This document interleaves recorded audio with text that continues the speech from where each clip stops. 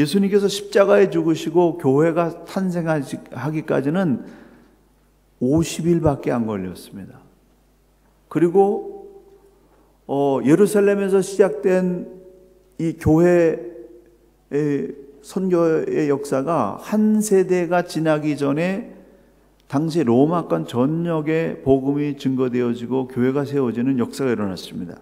아주 짧은 시간 동안에 어떻게 이렇게 급성장의 역사가 일어날 수 있었는가? 어떻게 벌벌 떨며 숨어있던 제자들이 목숨을 아끼지 않고 세상 가운데 나와서 담대하게 예수는 살아계신 하나님의 아들입니다 라고 증거할 수 있었을까?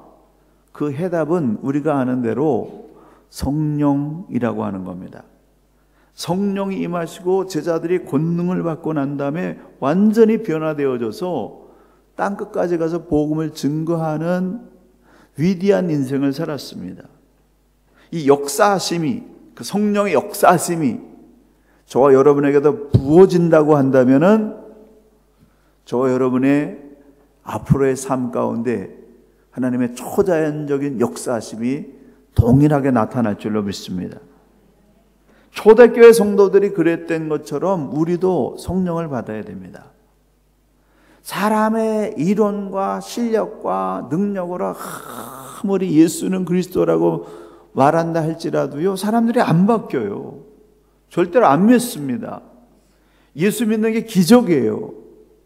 근데 어떻게 그 제자들이 벌벌 떨면서 숨어서 꽁꽁 숨어서 나오지도 못했던 그 제자들이 어떻게 한순간에 길거리에 나와서 복음을 증거했는데 그 복음이 사람들에게 먹혀들여서 예수를 믿고 교회가 탄생되어지고 세계의 역사를 바꾸는 역사가 일어났습니까?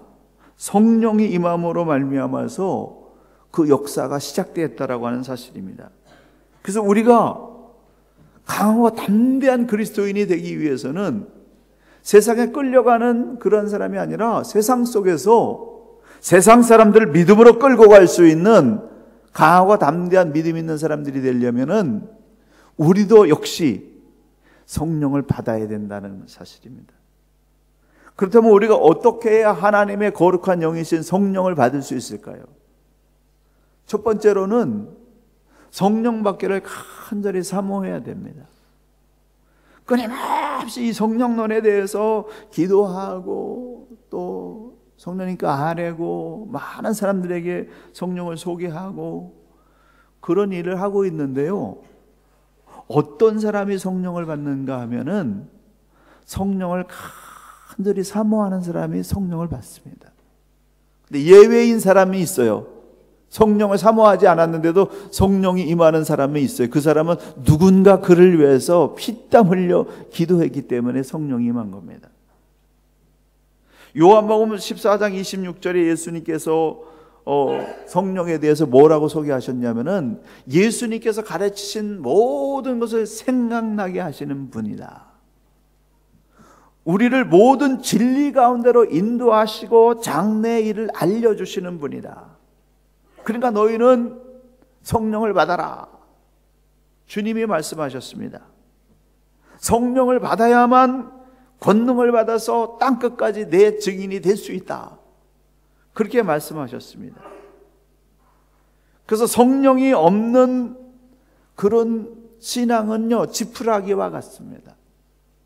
성령의 권능에 사로잡히지 않는 믿음은 그 말이 아무리 논리적으로 막 기가 막히게 막 훌륭한 말이라 할지라도 사람을 변화시키지는 못해요. 구원의 역사가 일어나지 않습니다.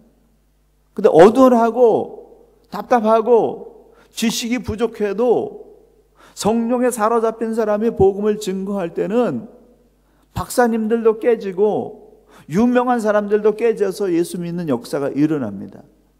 왜냐하면 하나님께서 역사하시기 때문에 그렇다라고 하는 겁니다. 영적인 것은 영적으로 풀어나가야 됩니다.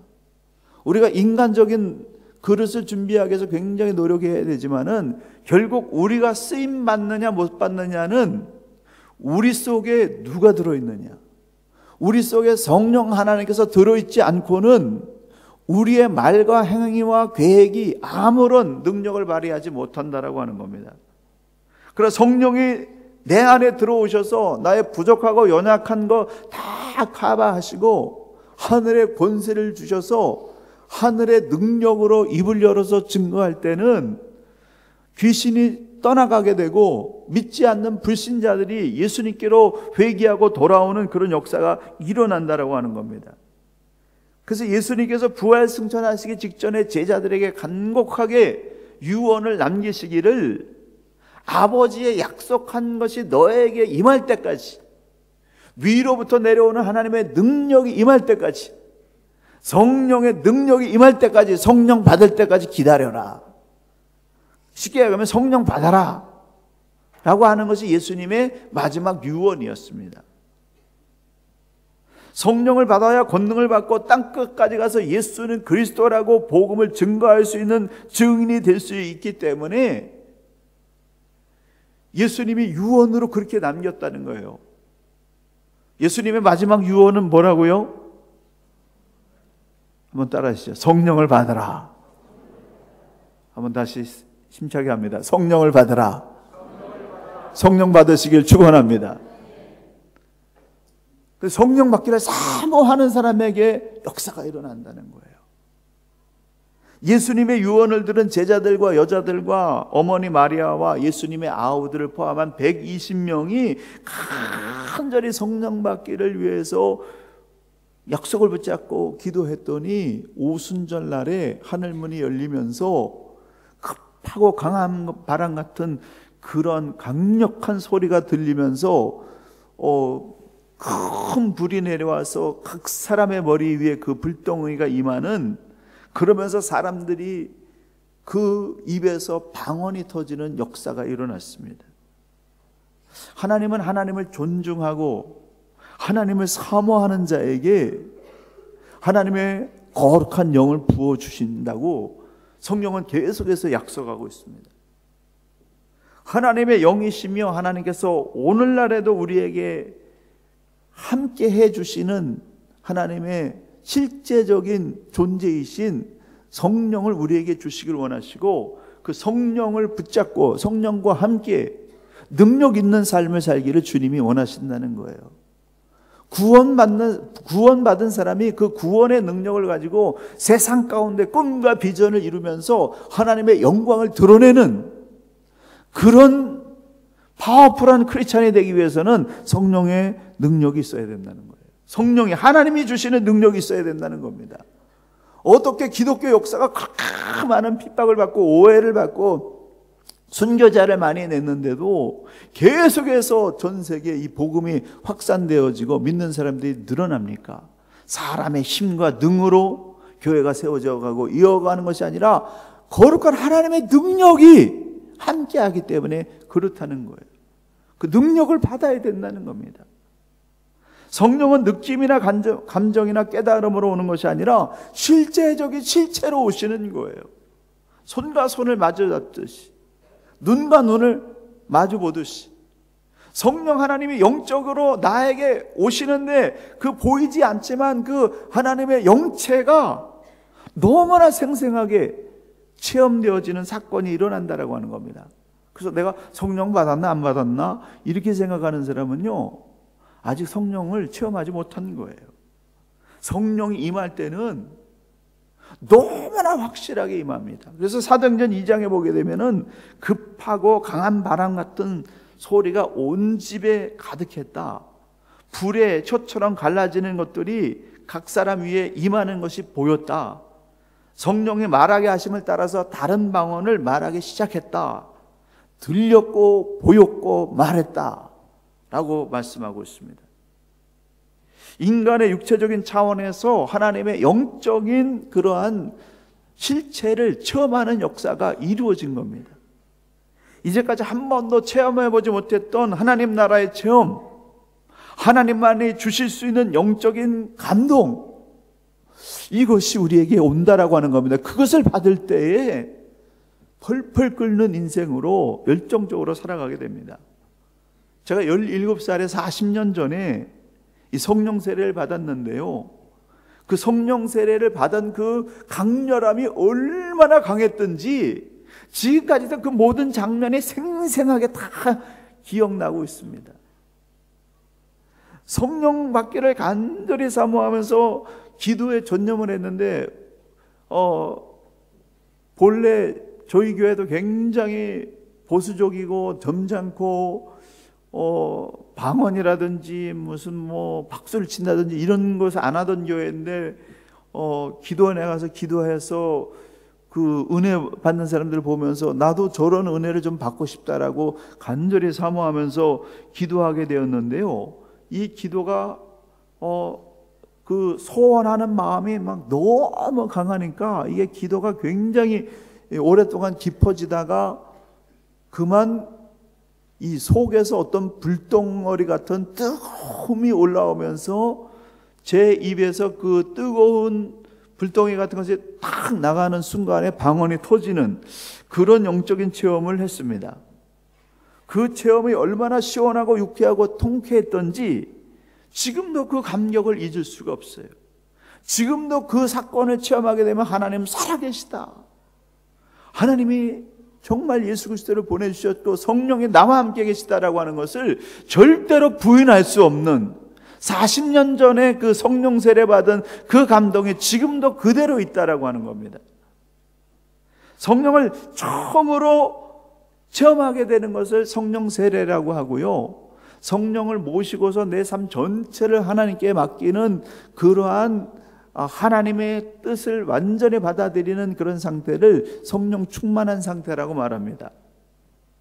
성령 충만한 역사가 일어나게 될 때 어떤 일이 일어나냐면은 저와 여러분 속에 들어있는 그런 타락한 본성 때문에 눌려있는 모든 연약한 부분들이 치료되어지고 회복되어져서 정말 창세기 3장 이전에 거의 신적인 존재와 같이 온 우주 만물을 바라보면서 이름을 지어주고 다스리고 정복하고 누렸던 그 하나님의 역사하심이, 그 놀라운 축복하심이 회복되어진 역사가 일어난다라고 하는 겁니다. 제가 원래 A형입니다. 그래서 굉장히 소심하고 수줍고 부끄럽고 앞에 나서질 못하고 이런 사람이었는데요, 성령의 불을 받고 나니까 제 안에 들어있던 O형 기질이 팍 폭발하면서 거침없이 도전하게 되고 모험하게 되고 리더십을 발휘하게 되고 교회에서뿐만 아니라 학교에서도 리더십을 발휘하게 되고 계속해서 그 인생을 향해서 모험하고 도전하는 그런 열정적인 삶이 그때부터 시작되는 그것을 고백하지 않을 수가 없습니다. 완전히 체질이 바뀌는 역사가 일어나는 거예요. 교회는 성령 받은 성령 공동체입니다. 인간의 이성적인 지배를 받는 것이 아니라 거룩한 하나님이신 성령의 통치를 받아서 하나님께서 원하시는 영원 구원을 위해서 모든 것을 다 헌신할 수 있는 그런 열정과 뜨거움과 그런 삶의 헌신을 할 수 있는 그것이 솟아나는 성령 받은 성령 공동체여야 된다라고 하는 겁니다. 어떻게 여러분이 그런 헌신을 할 수 있습니까? 내 의지적인 노력을 하는 것은 중노동이에요. 성령이 내게 임하셔서 성령의 감동으로 헌신하게 되면 그 헌신 자체가 감격이고 기쁨이고 최고의 가치고 인생 자체가 되는 역사가 일어나는 것입니다. 초대교회 성령이 임할 때 120명 전체가 은혜를 받았어요. 사무엘의 남한하여 선지학교회는 성령 충만함이 얼마나 강렬했던지 그 사무엘의 남한하여 거기에 선지학교에 다윗이 숨어 있다는 걸 알고 사울이 계속해서 자격을 보냈는데 거기에 자격들이 들어가서 그 선지 생도들과 함께 묻히는 순간에 이 사람들도 쓰러져서 방언을 하는 성령 충만한 역사가 일어났지 않습니까? 다윗이 너무나 답답하니까 직접 자기가 그 라마나여 선지학교에 오다가 도중에 그냥 성령의 능력에 쓰러져 가지고 얼마나 뜨거운지 그 뜨거움을 견디지 못해서 옷을 다 벗어 던지는, 그렇게 그런 상태에서 계속해서 선지동산에 와서 예언을 하는 그런 역사가 일어났습니다. 하나님의 능력이 임하게 될 때 용광로와 같은 은혜 감동이 그렇게 물결치는 역사가 일어난다라고 하는 겁니다. 그런 역사가 저와 여러분에게도 일어날 줄 믿습니다. 소망하시길 바랍니다. 얼마든지 그런 역사 일어날 수 있어요. 하나님 그렇게 해주시길 원한다라고 하는 겁니다. 그러므로 성령 받기를 간절히 사모해서 온 교회가 기도에 전념하다가 초대교회처럼 라마나요 선지학교처럼 성령 충만한 역사가 일어나기를 예수님의 이름으로 간절히 축원합니다. 두 번째로는 어떤 사람이 성령 받냐면 회개하고 세례를 받고 죄 사함을 받는 사람에게 성령의 역사가 일어납니다. 그러니까 예수 믿고 세례를 받은 다음에 죄를 회개하잖아요. 근데 그 죄를 회개해서 그 마음속에 꺼리낌이 없어질 때, 그 마음에 아주 온전한 평안함이 들어오고 순결함이 가득 찰 때 성령 하나님이 역사하신다는 겁니다. 나를 부인하고 나를 완전히 청소해낸 다음에 거기에 거룩한 영을 받아야 된다는 거예요.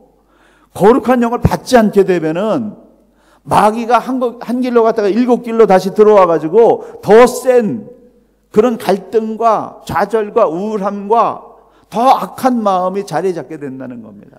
예수 믿고 회개한 다음에는 이 거룩하게 되어진 그 마음 속에 하나님의 거룩한 영이 들어와야 된다는 거예요.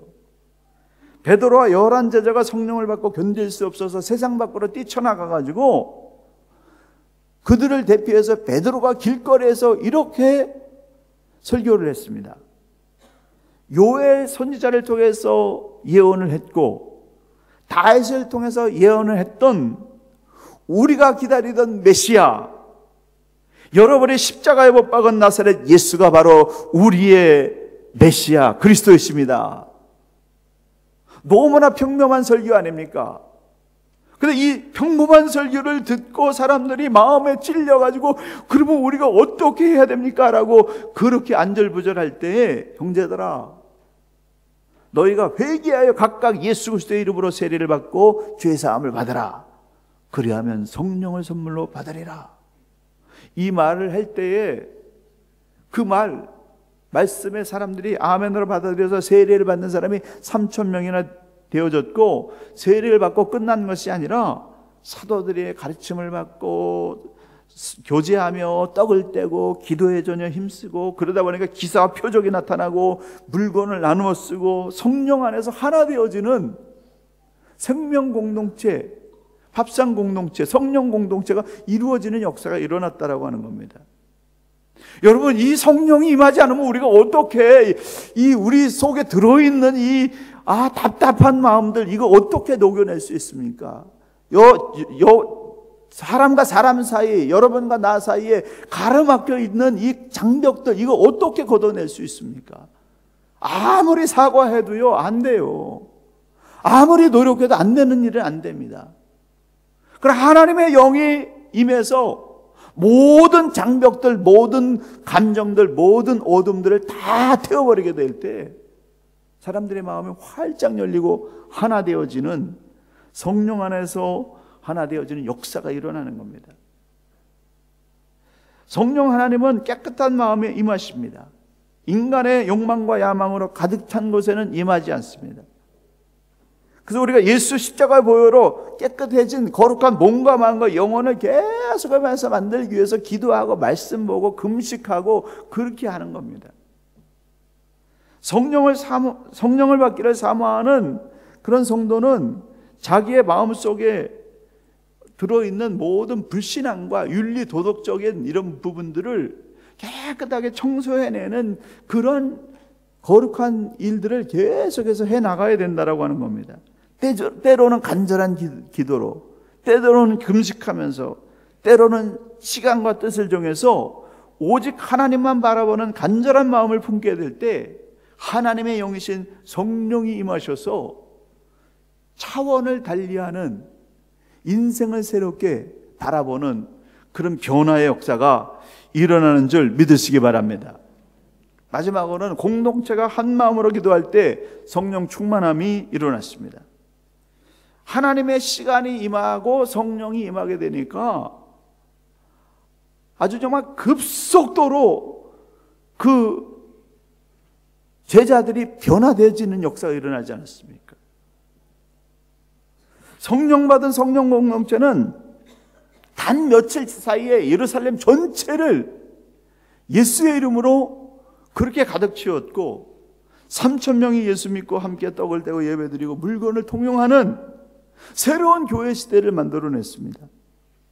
더군다나 그러한 상태에서 베드로와 요한이 예루살렘 성전에 올라가서 기도하기 위해서 가다가 거기에 앉아있던 평생 동안 구걸하던 안진뱅이 거지를 보았을 때 그전에는 그런 생각을 하지 못했는데 성령의 뜨거운 능력을 받고 나니까 갑자기 그런 생각이 들었어요. 이 사람도 치료될 수 있다, 해결될 수 있다. 은과 금은 내게 없거니와 나사렛 예수의 이름으로 명하노니 일어나 걸어라. 이 사람이 손을 내밀어서 손을 잡는 순간에 일어나는 역사가 일어나서 온 예루살렘이 뒤집어졌습니다. 그래서 그것 때문에 예수님을 잡아서 십자가에 못 박았던 사람들이 그 위기의식을 느끼게 됐습니다. 그럴 만큼 정말 하나님의 강력한 역사가 일어나게 됐는데요. 사도행전 2장에 일어났던 성령 받은 다음에 교회 공동체가 생겨가지고 물건을 나눠 쓰고 막힌 다음에 허물어지고 이런 것이 사도행전 4장에 동일하게 똑같이 일어나는 거예요. 성령 충만함을 받고 사람들이 마음 문이 열리고 지갑 문이 열리고 삶이 열려가지고 혼연일체가 되는 역사가 다시 일어났습니다. 결박이 풀리는 역사가 일어났다는 겁니다. 각 사람의 마음을 꽉 붙잡고 있던 세상살이에 대한 염려와 근심과 걱정이 사라지고 참된 평안과 행복을 누리는 하나님 나라가 임했는데요. 사람들이 마음문이 열리니까 그냥 서로를 격려하고 축복하고 가진 것 나눠주고 물질의 결박이 풀리는 역사가 일어났습니다. 그래서 성령 충만함을 받게 되면은 확실히 달라지는 증거 중에 하나는 뭐냐면요, 지갑이 열린다는 거예요. 물질에 매여서 물질의 노예가 돼서 벌벌 떨던 사람이 갑자기 배짱이 생기는 거예요. 그래서 밥 한 끼 안 사던 사람들이 친구 불러다가 밥도 사고, 또 자기가 쓰던 거 이거 그냥 놔두지 않고 이거 버리지 않고 진짜 꼭 필요한 사람들 생각나서 나눠주고, 새로운 거 2개 생기면 또 새로운 것도 나눠주고, 막 이게 열리는 역사가 일어나는 겁니다. 이렇게 좀 살아야 되지 않겠습니까? 청소년 연합집회를 무상으로 개최하는 데는 이런 의지가 들어있다라고 저는 믿습니다. 저와 여러분이 초대교회에 역사하셨던 그 성령의 역사하심이 돈이나 숫자나 환경을 따지지 아니하고 정말 은혜로서 모든 것들을 해결해 나갔던 그 초대교회의 역사가 우리에게 다시 재현되기를 원하는 그 믿음이 있기 때문에 여러분이 가정을 공개하고 재물을 공개하고 교회를 공개해서 이렇게 이 연합 집회를 무상으로 하는 이 역사를 일으킨다라고 저는 그렇게 생각합니다. 은혜 받으면 물질에 대한 집착이 풀리게 되는데, 근데 물질에 대한 나의 나눔이 베풀어질수록 이상하게 말이죠, 새로운 희망과 용기가 생기고 더 잘 되는 역사가 일어나서 나눠주는데 더 잘 되는 희한한 역사가 일어납니다. 여러분, 아무리 발배당 쳐도 플러스 마이너스 제로고 아주 넉넉하게 베풀어줘도 플러스 마이너스 제로라고 한다면 어떤 삶을 사시겠습니까? 하나님의 역사는 성령의 감동을 받아서 베풀어주고 나눠주면 이게 없어지는 게 아니라 플러스 마이너스 제로 되는 것이 아니라 차고 넘치는 역사를 부어주시는 줄 믿으시기 바랍니다. 왜냐하면 씨앗이 되기 때문에 그래요. 축복의 씨앗이 되기 때문에. 똑같은 사람, 똑같은 환경, 똑같은 재정 상태였는데 성령 받고 난 후에 완전히 달라졌어요. 사람들이 차고 넘치는 일이 일어났고 매일 가난하고 병든 사람 돌봐주고 구제하고 먹이는 역사가 일어났습니다. 아니 그전에는 왜 안 일어났습니까? 그런데 성령 받고 나서 하니까 되더라라고 하는 거예요. 제자들은 예루살렘, 온 유대야, 사마리아 땅끝까지 가서 복음을 증거했는데 이들에게 무슨 재정적인 스폰서십이 있고 뭐 쌓아놓은 뭐가 있습니까? 그전에도 아무것도 없었어요. 성령 받고 나서 성령의 인도하심을 따라서 가서 보니까 다 예비되어 있었습니다. 사람도 있고 재물도 있고 일할 수 있는 일감도 있고, 그래서 가는 곳마다 교회를 세우고 하나님의 영광을 드러내는 역사가 일어났습니다. 이 역사가 저와 여러분에게도 일어나야 될 줄로 믿습니다. 할 수 있습니다. 될 수 있습니다. 성령과 함께 동행하게 되면 하나님이 그렇게 역사하신다는 거예요. 평범한 사람들 아닙니까? 제자들이 어부요 세리요 평범한 사람들 아니었습니까? 근데 훈련 받고 성령 받은 다음에 이 사람들이 세계를 변화시키는 그 어떤 왕보다도 위대한 역사를 써나간 그런 사람들이 됐다라고 하는 겁니다. 이것은 곧 무엇을 얘기하냐면 저와 여러분이 하나님의 영에 사로잡혀서 하나님의 뜻대로 가게 되면은 그렇게 귀중하고 가치 있고 복된 삶을 이룰 수가 있다라는 사실입니다. 혼자 힘으로는 부족하지만 온 성도가 합심해서 기도하고 성령 받는 역사가 일어나면은요, 사도행전의 역사가 우리에게도 일어납니다. 우리가 가진 것이 없는 게 아닙니다. 우리가 부족하기만 한 것이 아니다라고 하는 겁니다. 할 수 없는 것이 아닙니다.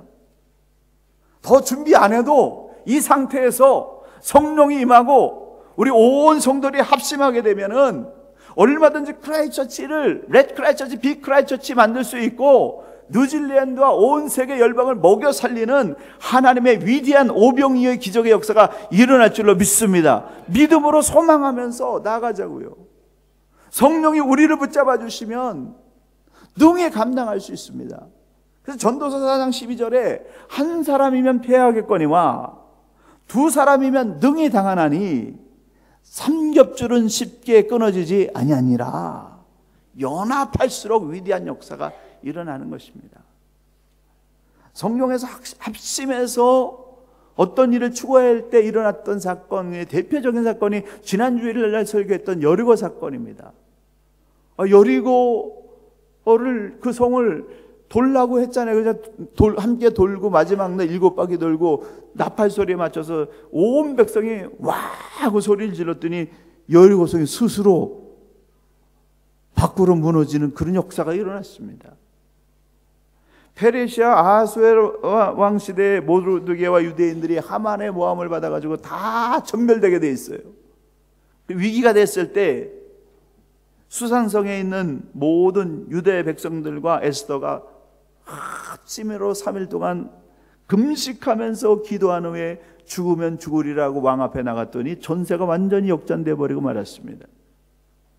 사도행전에서 성도들이 합심하여 기도할 때 성령이 임하고 하나님의 권능이 임하고 방언을 말하고 사람들의 삶이 변화되어지는, 연약한 사람들, 벌벌 떨던 비겁자들이 온 세상에 나가서 모든 환경과 여건과 조건을 극복하고 교회를 세우고 하나님의 영광을 드러내는 역사가 일어나는데, 이것을 우리가 사모하면서 우리도 이 역사를 하나님과 함께 이루어 나갈 수 있는 그런 역사가 일어날 줄로 믿습니다. 소망하자고요. 그 역사를 이루자라고 하는 겁니다. 고린도후서 3장 17절에 주는 영이시니 주의 영이 계신 곳에는 자유함이 있느니라. 하나님의 영이 임하는 곳에 무엇이 있어요? 자유함이 있다는 겁니다. 결박이 풀리는 역사가 일어납니다. 근데 성령이 없는 그러한 신앙 모임, 성령이 없는 교회는 자유함이 임하는 게 아니라 노예함이 임하는 겁니다. 결박을 당하는 거예요. 꽁꽁 묶여가지고 이래도 못하고 저래도 못하는 그런 일이 일어나는 겁니다. 성령이 없는 교회는 친교단체로 변화되어지고 종교 제도로 변해버리는 겁니다. 생명력이 없는 거예요. 성령이 없는 교회는 도무지 사람을 살려내지 못합니다. 서로를 감시하고 비판하고 책망하느라고 상처만 가득받게 됩니다. 그러나 성령의 충만함이 임하게 되면은 모든 영혼 육에 억눌린 것이 결박이 다 풀리면서 이해하게 되고 용서하게 되고 받아주게 되고 사랑하게 되고 감동하게 되고 하나님의 새로운 축복을 경험하기 때문에 아끼지 아니하고 무엇이든지 하나님의 영광을 위해서 내놓는 그런 감동적인 삶이 일어난다라고 하는 겁니다. 합심하여 기도할 때 성령이 임하시고 부흥하는 역사가 일어났습니다. 사실 설교가 더 많이 준비되어져 있는데요, 이게 무슨 의미가 있겠습니까? 중요한 것은 성령님이 우리를 주장하셔야 된다는 거예요. 요새 우리가 함께 합심해서 기도하는데 어떤 분의 방언이 터지고 성령이 임하는 역사가 일어나고 잃어버릴 때 은혜가 회복되어지는 역사가 일어납니다. 그런데 이것이 온 성도에게 임해야 된다는 거예요.